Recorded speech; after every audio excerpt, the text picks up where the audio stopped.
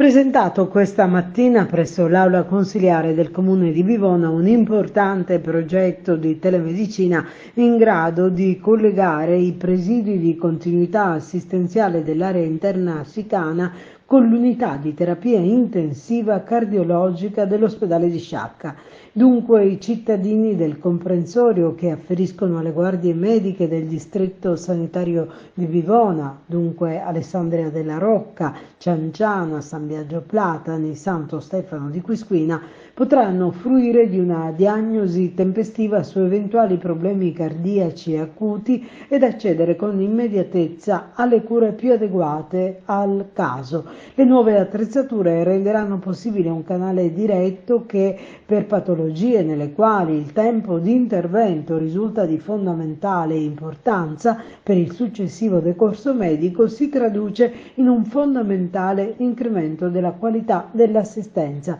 Non è accettabile, ha commentato il direttore generale dell'ASP Capodieci, che a causa di difficoltà di collegamento viario i cittadini dell'entroterra agrigentino siano penalizzati nei percorsi di assistenza.